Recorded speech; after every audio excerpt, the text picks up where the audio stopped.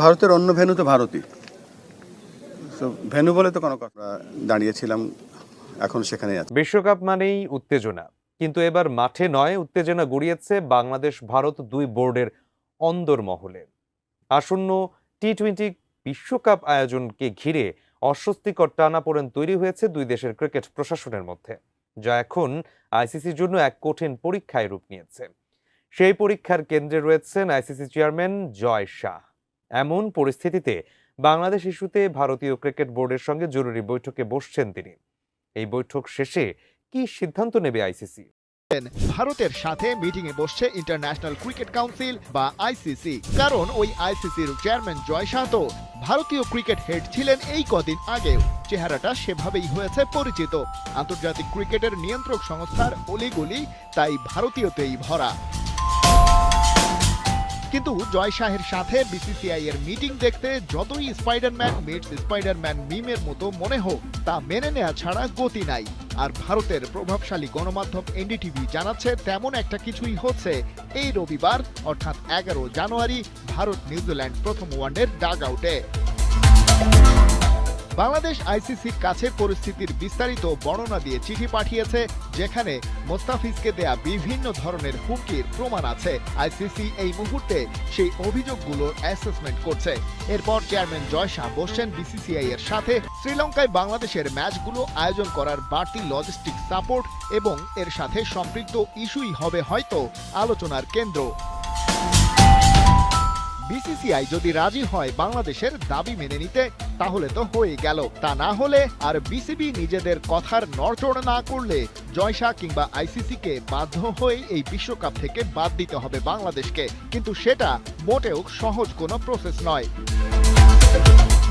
একটি কোয়ালিফাইড ফুল মেম্বারকে বিশ্বকাপ থেকে বাদ দিতে আইসিসির বোর্ড অব ডিরেক্টরসের ভোটে সেই প্রস্তাব পাশ করিয়ে আনতে হবে। আর সেই ইস্যুটি আইসিসি এবং এশিয়ান ক্রিকেট কাউন্সিলের ভারসাম্য নষ্ট করে দেবে।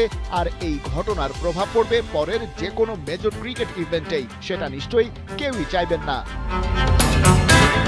তাই সামনে বিসিসিআই কে রাজি করানো ছাড়া সহজ কোনো পথ নেই। আর এই কাজের জন্য এই মুহূর্তে সবচেয়ে যোগ্য মানুষটির নামই জয় শাহ। তাই এবারে ভারত নিউজিল্যান্ড ওয়ানডে ম্যাচ যতই এক্সাইটিং হোক, ক্রিকেট বিশ্বের নজর থাকছে তার ডাগ আউটে, যেখানে জয় শাহ আলোচনায় বসছেন বিসিসিআই এর সাথে। হয়তো বাংলাদেশের দাবি মেনে নেয়ার কথাই বলবেন তিনি, অথবা বের করে আনবেন সহজ কোনো সমাধান, যাতে দুই পক্ষই রাজি হবে আর লং টার্মে ক্রিকেটের হবে কল্যাণ। আপাতত এর বাইরে কোনো পথ খোলা নেই।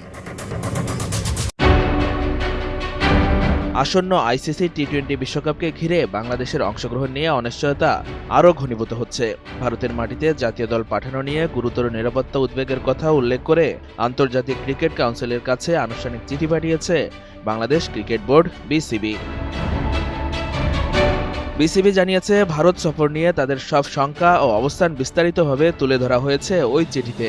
এর আগে রোববার পাঠানো প্রাথমিক চিঠিতে বাংলাদেশ অনুরোধ করেছিল বিশ্বকাপে বাংলাদেশের ম্যাচগুলো যেন ভারত থেকে সরিয়ে অন্য ভেন্যুতে আয়োজন করা হয়।